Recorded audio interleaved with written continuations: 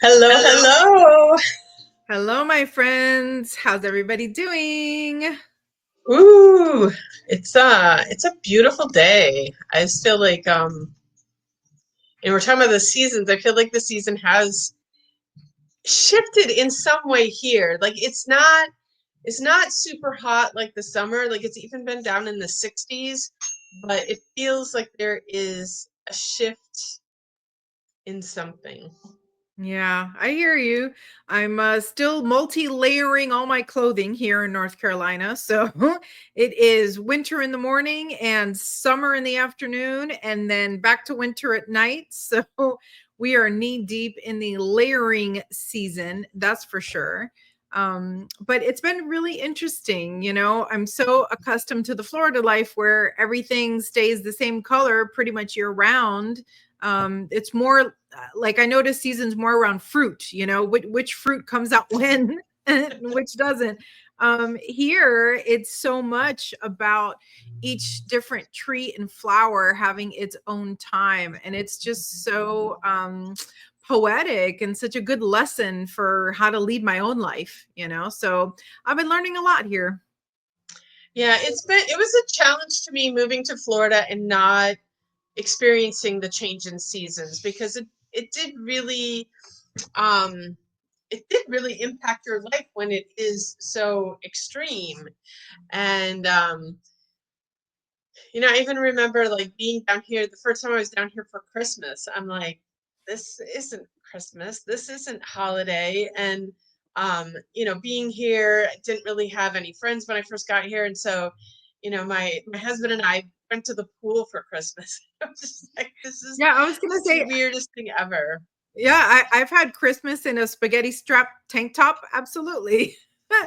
I think those days are behind me now, unless I go on some sort of tropical vacation. But yeah, it's just crazy to think because I don't think Florida and North Carolina are that far from each other, right? Like in my head, on a global scale, it really isn't that big of a deal. But it's crazy how different the weather can be, and the experience of it, the experience of the seasons. So Yeah. And I know like in certain I'll say religions for lack of knowing what else to call it, that there is a lot of, especially when you look at like the Wiccan practice, there is a lot going along with the change of seasons. And historically, you know, different peoples really had a lot of ceremony around, the change, the different times of year. And I feel like in modern times, so much of that has disappeared. mm. And I'm curious, do you have any rituals or anything particular that you do to commemorate the changing of the seasons? Well, it's really interesting because I think when I was in Florida, it was more about seasons were about holidays. It was about what you could wear and where you could go, and was the ocean too cold or was the ocean too hot? Um, Here I'm definitely more aware, and what's been really great actually is the last year or whatnot that we've been doing cacao ceremonies, is particularly on the full moons.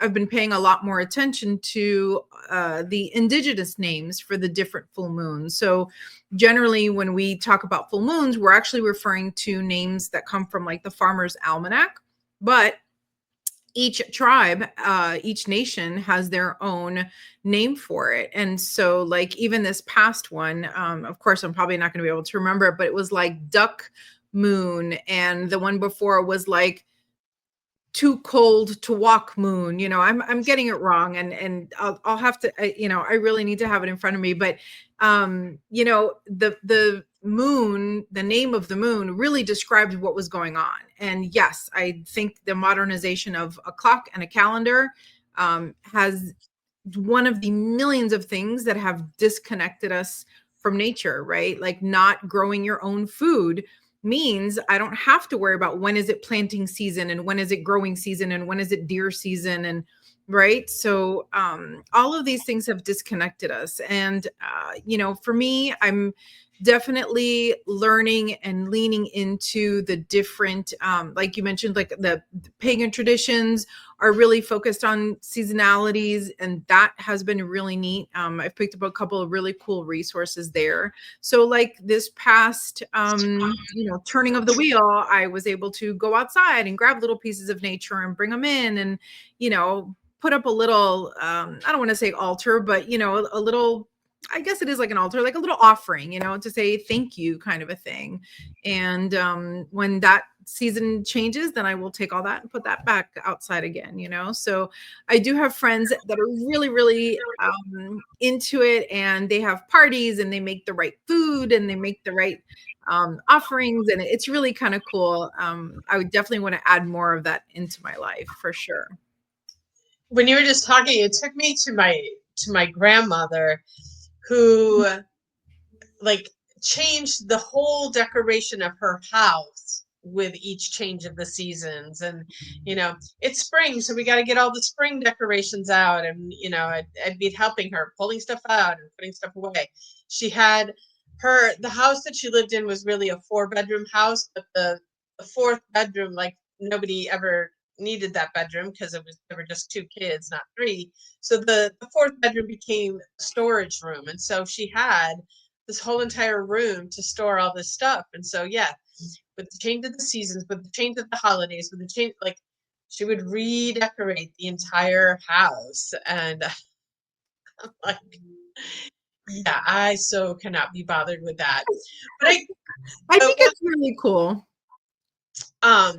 one thing that I really like tap into, obviously, as winter comes, days are shorter. As summer comes, days are longer.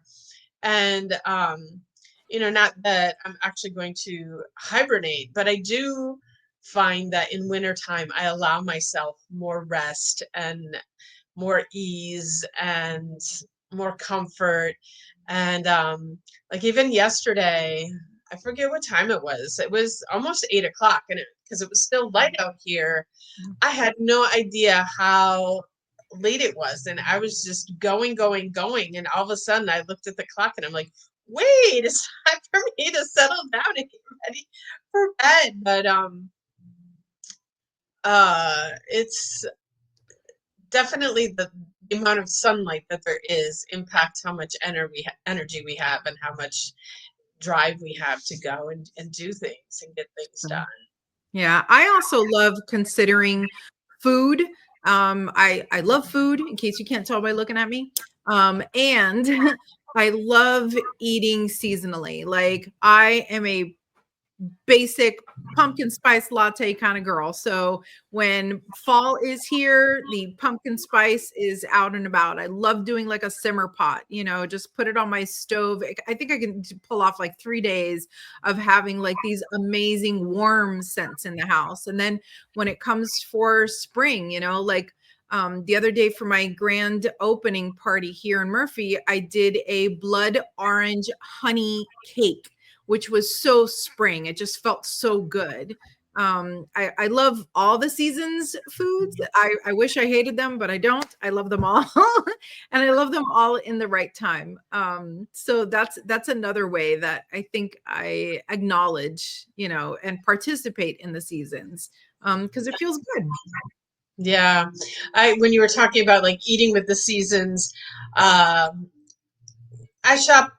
Sprouts is like my grocery store. I hate grocery shopping, but if I have to go, I'm going to Sprouts.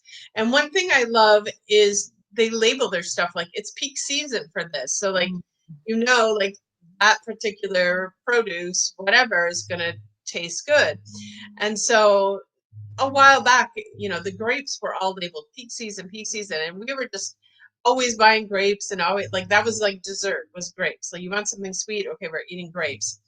And grapes, like, stopped being in peak season, but we were like so in this habit of eating grapes, so we still bought grapes. And it was like we'd eat them and be like, they're just not Not the the same. same. Not the same. So there is a lot to be said about eating with what is in season. I think it has the flavor's better, but I think also on a nutritional level that Yeah. it's probably better for you.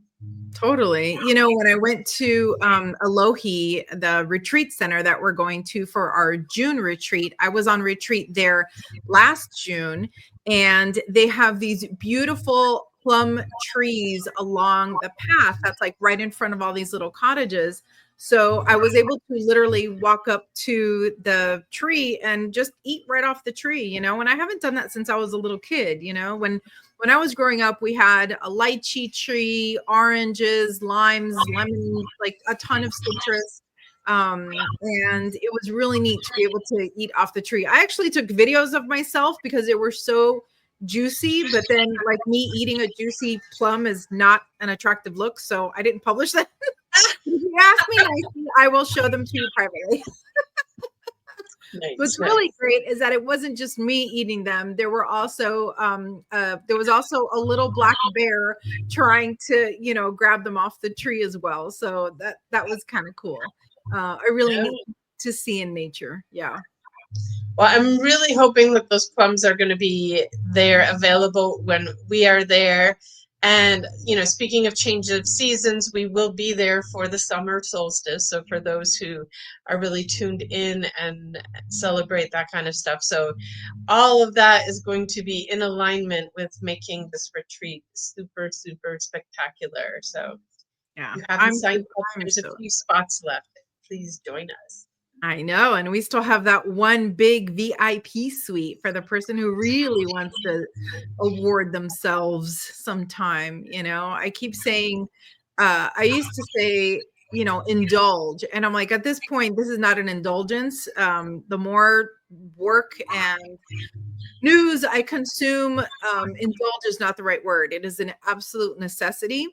And as a mom, I always say that we have to carve out the time because there is no free time. You know, I was telling someone the other day, I work from home. And so, unless I'm doing a photo shoot, right? But if I'm working from home, then I'm on the computer and I'm on my phone doing social media stuff. And I know from far away it looks like I'm playing, but I'm not. I'm actually working. And you know, the entrepreneurial life, you are working 24/7, you know? So even if I'm out having fun or on vacation with my family or whatever, if the phone rings, I'm going to pick it up. If there's a, you know, post I need to make, I stop what I'm doing for a few minutes and I make the post. And this is the life that I have chosen. Don't get me wrong. I absolutely love this. But if I really, really want to relax, I have to carve out that time. I have to say, okay, I am retreating into the woods, be back in X amount of time. So anyway, this retreat, like all of them, really, it's so much for me as much as it is for our attendees. Like I'm so excited to hang out with everybody and enjoy the waterfall and the walks and the beautiful, beautiful landscape. It's 220 acres that we have access to. You can run wild. And you can make all the noise you want till like 10 p.m. So we may or may not howl at the moon if I feel like it. We'll see. There we go. There we go. Oh, awesome. Well, I know you're on schedule today and you need to run. So I think we will wrap this up. But if you're listening and you have something to say about how you celebrate the changing of the seasons, we'd love to hear about that. Maybe learn something new and something to incorporate into our lives. And yeah. And tell me about your seasonal favorite food. What is your favorite food for each season? What do you love? What's your must have? Like for me, eggnog. If we're having eggnog, it is December. I'm all about it. I just posted about some black cherry ice cream that I had the other day. That is my spring to summer intro. So, what do you like? Give me some good ideas. I'd love to hear it. My summer food is watermelon. I could probably sit and eat an entire watermelon by myself. I've not done it, but I think I could. Sounds like a summer challenge. There we go. All right, guys. Well, have a wonderful, wonderful day. We'll see you next week. Bye.